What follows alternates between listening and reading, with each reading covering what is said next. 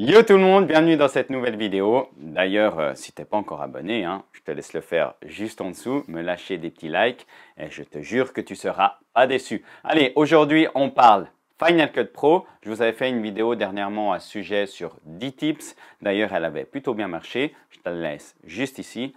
Aujourd'hui, on fait la même avec 10 nouveaux astuces que je vais te présenter sur ce programme. Ah ouais, d'ailleurs, cet été, un beau voyage s'annonce. Donc, si tu veux en savoir plus, je te laisse le lien de notre blog juste ici. Et encore une fois, abonne-toi.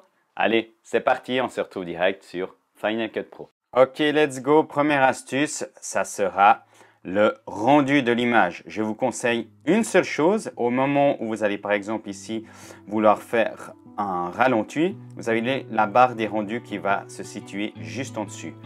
Décochez-la. Donc pour ça, vous allez dans Final Cut Pro, préférences, lecture et décochez la case des rendus d'arrière-plan et ça accélérera votre bécane, ça évitera que votre ordinateur travaille en même temps que vous êtes en train de créer des effets sur votre rush. Deuxième astuce, la collection intelligente. Elle est super pratique, elle va vous trier toutes vos musiques, tous vos favoris, toutes vos images, au même endroit sans avoir besoin de le trier par vous-même. Pour ça, vous avez juste à prendre par exemple les projets que vous avez créés, vous les glissez dans votre événement et à ce moment-là, vous aurez tous vos projets qui sont placés au même endroit. Troisième astuce, placer par favori et ça je vous promets que c'est super pratique, donc on va regarder ensemble comment ça se passe. Donc par exemple là sur ce rush, vous faites un in ici, un out ici. Sur celui-là, par exemple, cet endroit m'intéresse aussi, ici. Et sur celui-là, on va prendre quand le soleil passe bien derrière l'Arc de Triomphe. Vous faites un in et vous faites un out. Voilà, donc là, vous avez vos entrées et vos sorties qui vous intéressent. Donc, pour ça, vous allez faire juste un clic F comme favori. Il va vous mettre une petite barre verte qui se situe juste en dessus. Vous le faites à tous vos plans. Vous allez donc collection intelligente, vous glissez vos favoris dans astuces, vous cliquez sur favoris et là vous aurez directement vos plans avec votre entrée et votre sortie que vous avez choisi. Quatrième astuce, les proxys. Peut-être vous connaissez, peut-être vous ne connaissez pas, mais en fait c'est un outil super pratique si vous avez une bécane qui n'est pas super puissante. Et vu qu'aujourd'hui, tous les rushs qui sortent de votre caméra sur la plupart des hybrides, je dirais à un prix intermédiaire, c'est du MP4 en H264, donc c'est un codec qui est hyper difficile à travailler pour l'ordinateur. Donc pour ça, vous allez dans votre chutier, vous faites un clic droite sur votre plan, vous marquez transcoder le média, créer un média proxy. Je vous conseille de le laisser en ProRes Proxy. Si vous avez un rush qui est de l'Ultra HD en 3840 par 2160, mettez-le en 50%. Comme ça, vous aurez un plan qui est en Full HD avec une image totalement lisible. Par contre, si vous avez un plan en Full HD, je vous conseille de le laisser identique à la source. Une fois que c'est fait, vous cliquez sur OK et vos proxys se créeront. Petite chose à faire, attention, si vous allez dans la bibliothèque de votre projet, vous pouvez aller dans modifier les réglages ici et donner multimédia, choisir la destination des proxys. Donc faites-le bien, autrement les proxys vont aller directement sur le disque interne de l'ordinateur et ça pourra vite vous prendre de la place. Donc je vous conseille vraiment de mettre l'emplacement sur un SSD. Et une fois que ça c'est fait, vous pouvez aller en haut à droite de votre visualiseur sur l'onglet présentation, vous cliquez dessus et là vous aurez trois options, optimiser et original. Donc là c'est les plans bruts de votre caméra, les proxys préférés. Ça, en fait, l'ordinateur va autant vous afficher vos plans bruts, autant vous afficher vos proxys. Et les proxys uniquement, ça, justement, ça sera les proxys que vous venez de créer, comme je vous l'ai dit de faire. Et là, vous aurez uniquement vos proxys. Donc, si vous avez oublié de convertir certains rushs, ils vont apparaître comme hors ligne, comme si vous ne les avez pas créés. Cinquième astuce, on va utiliser le moniteur de programme. Donc pour ce, vous placez votre rush sur votre timeline. Vous allez dans les fenêtres, dans afficher dans l'espace de travail et vous allez mettre votre visualiseur d'événements. Et à ce moment-là, tout ce que vous regarderez dans votre chutier se trouvera sur votre gauche et tout ce que vous regarderez sur votre timeline, le plan se trouvera sur votre droite. Sixième astuce, on va parler des plans composés. Si vous avez besoin de créer un effet qui est le même sur par exemple deux textes différents, comme je vais vous le montrer, vous allez créer un plan composé et à ce moment-là, l'effet pourra se faire sur les deux en même temps. Donc là, j'ai créé mon image avec mes deux titres.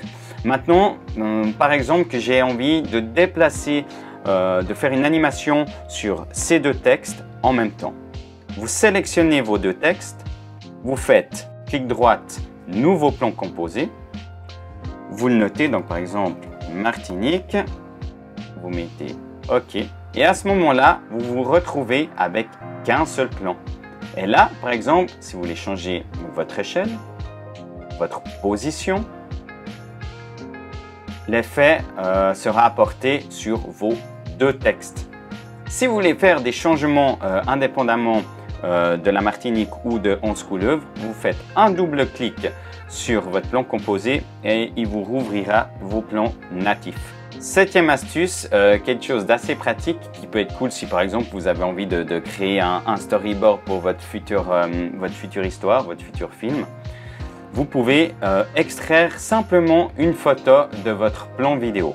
Pour ça, il n'y a rien de plus facile. Donc là, j'ai ajouté un plan sur ma timeline. Vous choisissez l'endroit où vous avez envie de prendre votre photo. Donc pour moi, par exemple, ça sera ici. Vous allez tout en haut à droite de votre écran sur le carré avec la petite flèche. Vous allez sur enregistrer l'image active. Comme ça, il va enregistrer vraiment l'image où vous avez stoppé votre curseur. Sur réglage, vous pouvez choisir si vous voulez une image JPEG ou une image TIFF. Donc, on va rester sur du JPEG. Donc là, vous allez bien votre image active. Vous mettez suivant.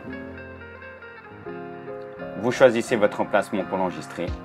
Et à ce moment-là, vous aurez votre photo. Vous avez extrait de votre plan vidéo. Huitième astuce, on va regarder comment gérer sa transition. Donc là, j'ai ajouté deux plans standards sur ma timeline, une petite transition en fondu standard. Maintenant, disons que ce n'est pas cet endroit que vous avez envie de la placer. Au lieu de l'effacer et d'en reprendre une autre, vous avez juste à double-cliquer sur votre transition. Et ici, vous pourrez déplacer votre transition à l'endroit où vous le souhaitez.